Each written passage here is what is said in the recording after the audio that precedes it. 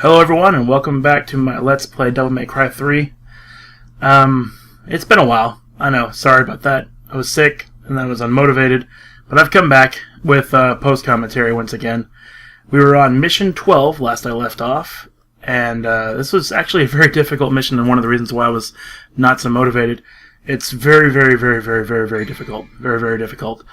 Extremely difficult, especially on the very hard modes and higher up, but I'll explain more about that later.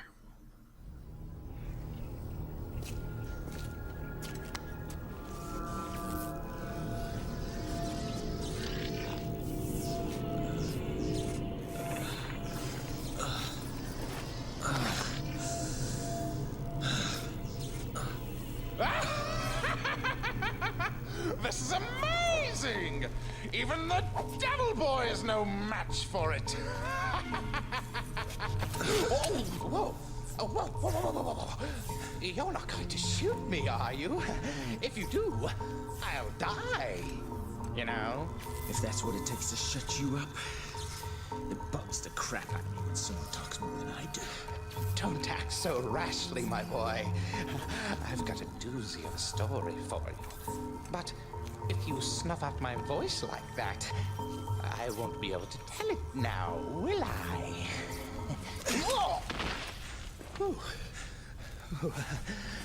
Thought I was a goner for sure. Oops. You saw it too, didn't you? That huge tower jutting out of the ground. That thick shaft that causes women to shudder is actually a tunnel, linking the demonic domain to the human world. And of course, your brother Virgil is the one who controls it by using your mommy's amulet. Amulet? He's headed to the control room in the basement. If you don't hop down there quick like a bunny, he'll open the gate to hell! Isn't that a scary thought? And you're telling me this because... Oops!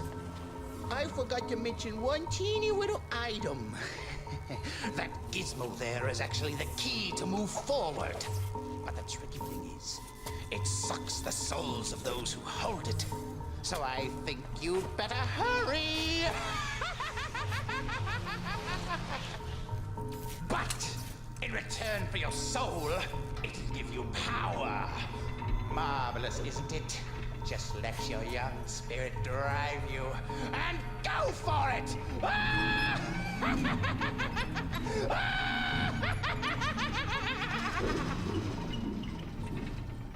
Wish you would have told me that in the first place. You big mouth moron.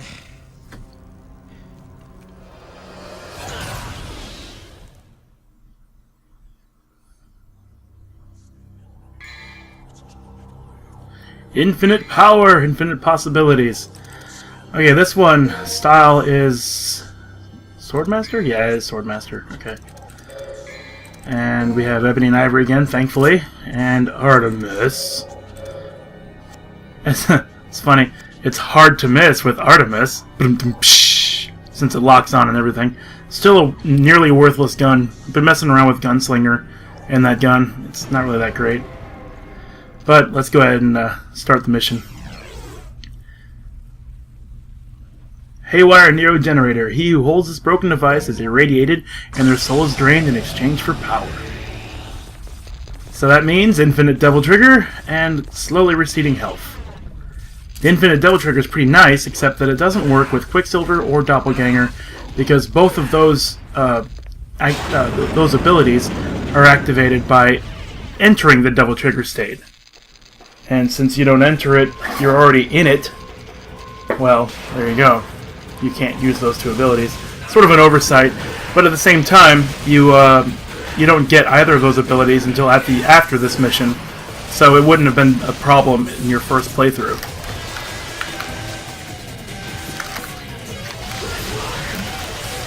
Pardon me, just gotta recharge my headset so I can hear what's going on. Okay, but yeah, so it's been a while, and it's because this mission is really difficult, and I practiced it over and over again, and then I stopped playing for about 2 weeks because I just couldn't figure out a way to finish this mission without using a health item. Well, I used a health item. There's a part in this mission where you end up having to fight 3 boss-like battles back to back. And it's not the fights themselves, it's the fact that you're losing health while you do the first one. And the enemy you have to kill, because it's the biggest threat and the biggest health reward, is one of those Hell Vanguards, the gigantic black-cloaked scythe enemies. And you, even if you could kill it, like as soon as you could, you have to either glitch the game by doing the enemy hike and air attack, maneuvers over and over and over again as fast as possible when the Hell Vanguard is vulnerable. But while it's invulnerable, i.e. like going through the teleportation portals it creates on the ground or the walls, it's invulnerable, and you're still losing health while that happens. And it's not like he's gone for a second so you can kill the other guys. He's just going to hit you really soon. And I couldn't do it. So to my great shame, I had to use a health item later on in this mission. Or not continue my Let's Play, which was which was unacceptable. I have to finish this. I love this game so much, and I want to actually have a Let's Play for this game. So, all that aside, the train here is pretty fun. You can just, if you want to, you can use Nevon and just lightning bolt everything on the train. You'll get through with most of your health still intact, and it's a pretty feasible strategy. It's just not very fun. And they also have those exploding guys there on the second train, and they'll give you some health. So it's sort of like handing you a health orb. Also, everyone you kill will also give you a little bit of health at least. So it's worth killing anyone, but you have to do it quickly. The thing about killing anything quickly in this game is you have to know how to do it, because it's not like stylishly killing things isn't going to help you kill anything faster. It's just going to be more fun. Instead, you have to make sure you use the highest damage attacks to kill things quickly. There's also a health item back there still. It respawns from under that statue, but you can save time by just rushing to this door and then fighting the enemies here and getting some more health from them instead. But, what was I saying? Oh yeah, killing enemies quickly. If you're going to kill someone quickly, you pretty much have to not use things like Ebony and Ivory. There's no reason to use those guns because they do so little damage and it takes so long to kill anything with those moves, or with those guns. And even using that Nevon attack I just used there, it's really not that damaging either. So like your main choices are Beowulf's, anything. All the Beowulf attacks are pretty strong hitting, especially this one. But you have to set up for that, and if you have someone in front of you and you rear them back to punch, and they teleport or move even like a fraction or like a little bit out of the way, you just miss. So then you wasted time, and that's health lost.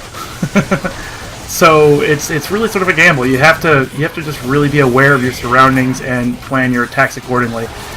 I mostly did that in this particular run. I don't really go under like a half health bar until I get to the door where I need to go ahead and use my health item so I can survive the rest of it.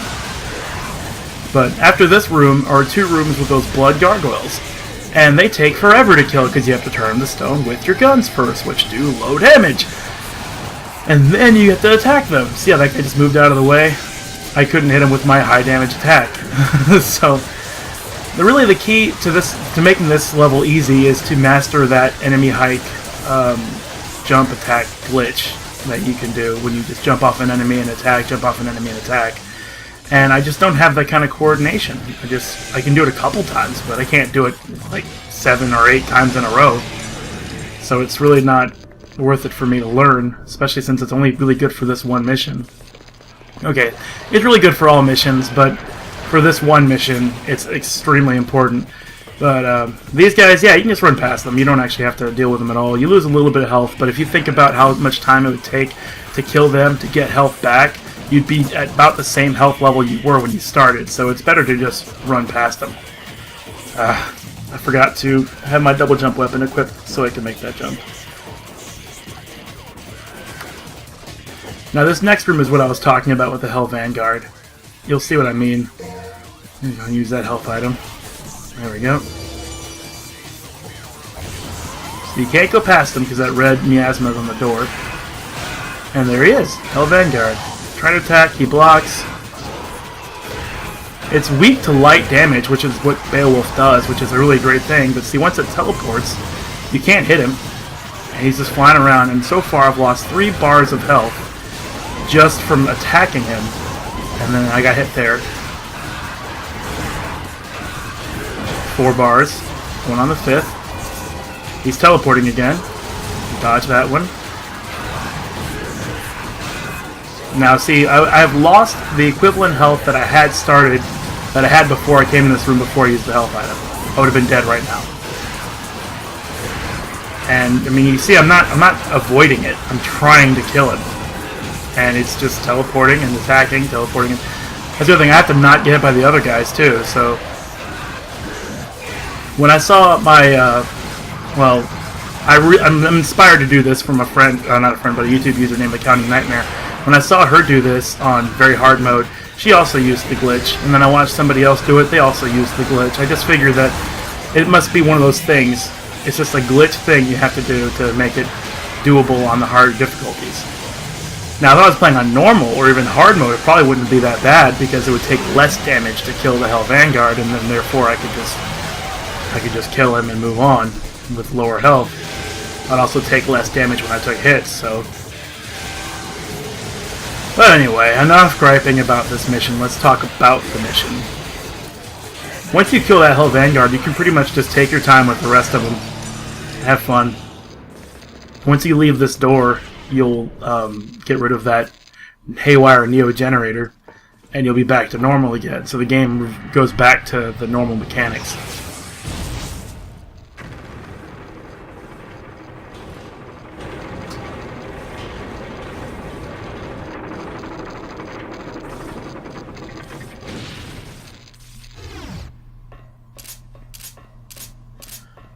Finally, now we can relax. Now we know what that portal means. That's the Jester. You actually fight him 3 times, as I mentioned before, in this game. That's the second time, but you can avoid it. You can just walk right past that portal and head down the stairs and go to the actual boss of this level. But let's go say hi to him instead. Welcome to hell! Now this fight will be a little bit different. It's really not that much different, but it is a little bit different. Same beginnings, you just shoot him until he gives up and tries to get his breath. I was trying to hit him with the hammer, but it wasn't working because I wasn't hitting hammer fast enough. But anyway, yeah, so it's the same, more or less the same boss fight, but there are some changes halfway through once his health goes down to about 50%. Now, I have Artemis, and I was thinking, well, Artemis locks on to enemies. I wonder if they lock on these globes. But I tested that out. It doesn't work. Again, Artemis is a failure. I don't understand why anyone would want to use Artemis in exchange for any of the other guns that are in this game. There we go.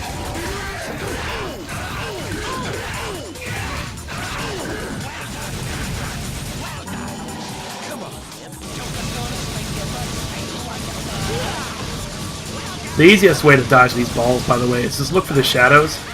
When the shadows close in on Dante's position, you know to dodge roll or jump.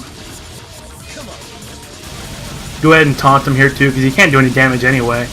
So long as you just punch him a little bit or shoot him a little bit, hit select to taunt him, you get some of that double trigger gauge. So when you can deal damage to him, you can deal a lot more damage to him. Punch, punch, kick. Punch, punch, kick. Punch, punch. Oh, he's gone. I love how you shoot confetti out of him. That is, I mean, I may have mentioned it before, but that is still an awesome touch. For like a half-assed boss fight that they sort of threw in for the Collector's Edition. He was really interesting and really well done anyway.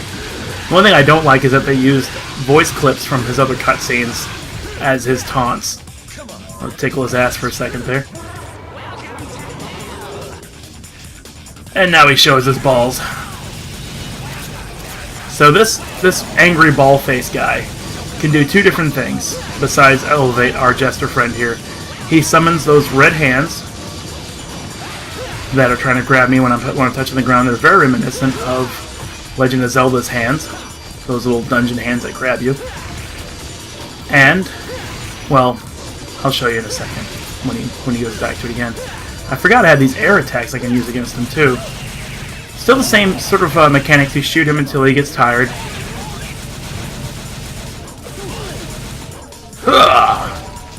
Hammer! Hammer! Hammer! Hammer! Oh, where'd he go? And then it explodes. There's that. And then there's this part here where he'll open its mouth and have like a red something. It's explosive of some kind. And he'll spit it at you. It's easily dodged though. Once he faces you, he won't track you anymore and you can just move out of the way. Of course, I'm just getting a little overzealous trying to get through this boss fight because it's so almost nearly done. So I'm getting hit when I shouldn't be. Where'd he go?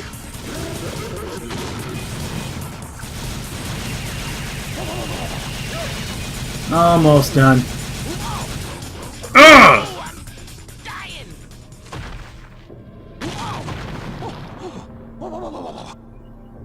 Excuse me.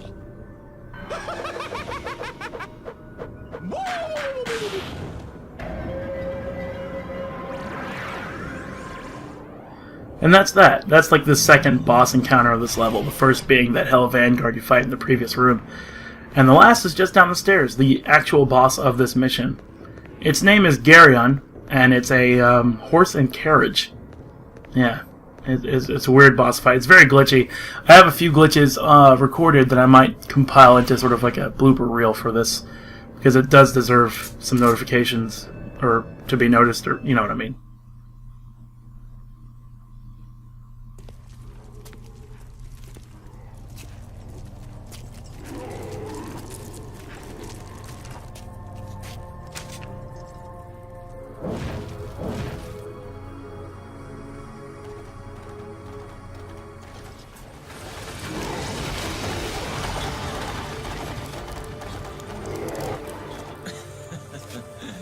Talk about horsepower.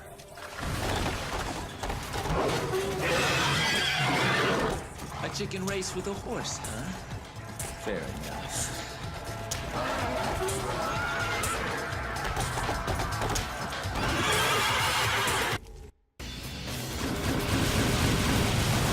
Alright, yeah, so this is Geryon. He'll charge you. It's a chicken race, as he says. I'm trying to hit him in the face with the hammer, and usually that'll stop him. But I guess I keep missing or something, because it just rebounds me. And, nope. You just gotta time it better. But he will stop and start shooting you with rockets, so keep your distance as well. And, nope, too early. Come on. Yeah, there we go. And you kick him, hammer him, kick him, kick him.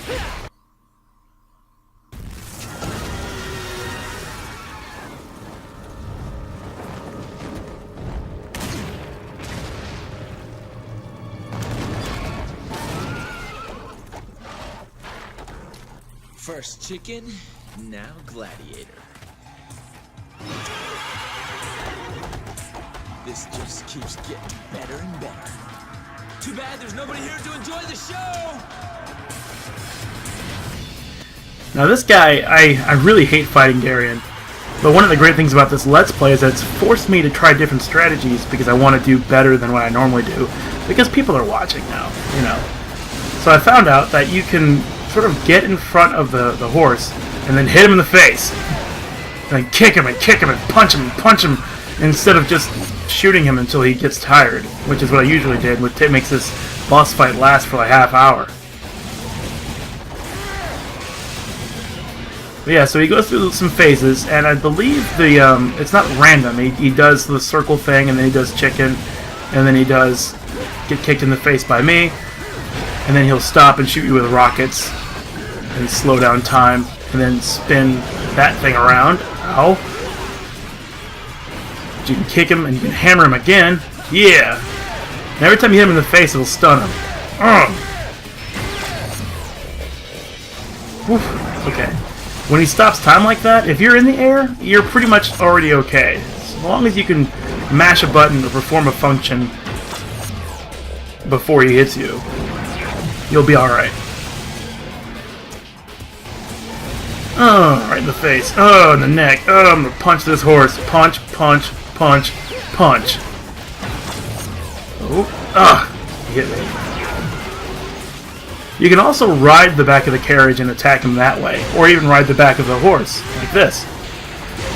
But it's so glitchy and weird, it's hard to tell when you will fall off the horse, or if you will fall off the horse, or if it's just hard to tell where your grounding is.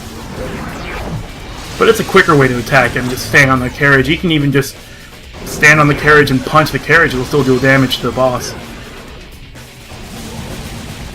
Now his weakness weapon is Cerberus, because it's a fire horse. Using the ice weapon will deal more damage to it. Which is another thing I didn't know before doing this Let's Play, is that the bosses have weaknesses. Depending on weapon type, just like Mega Man, which is made by Capcom. There you go.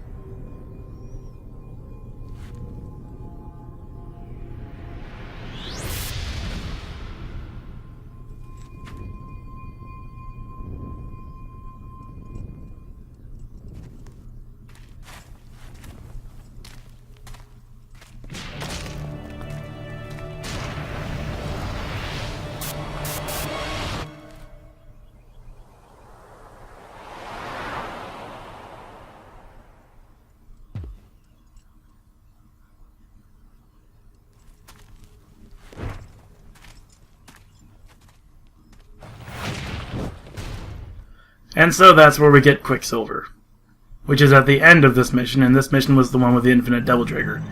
So there you go. It's really a wonder he doesn't use Quicksilver in the other games, though I guess he wouldn't in Devil May Cry 1, since that's... Oops, story time.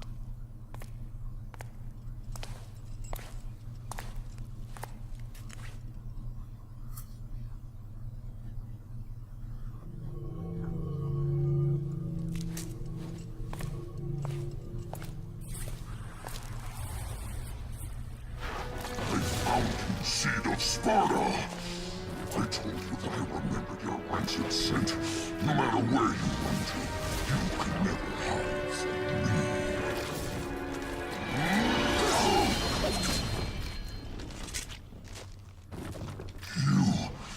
You're not the one I faced before. But this smell, there are two of them. That excellent Sparta had two sons.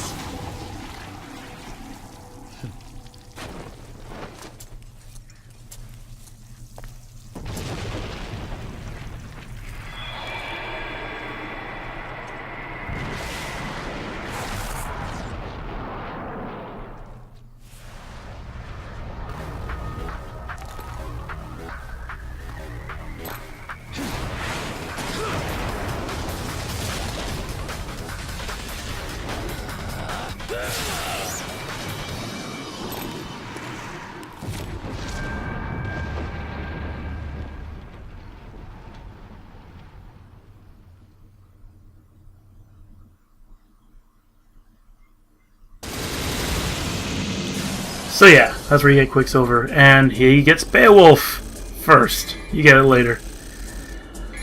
I'm so glad this mission is over, though. I had to use several continue orbs because I just didn't want to do the whole mission over and over and over again, just to like prove that I mean, it didn't matter. It was just like I did the first part, and the boss was the part that I got hung up on. So being able to do that over and over again was really the point until I was able to record a successful boss fight. But that's over with, and I went ahead and recorded all of Mission 13, so that'll be out soon too. See you then!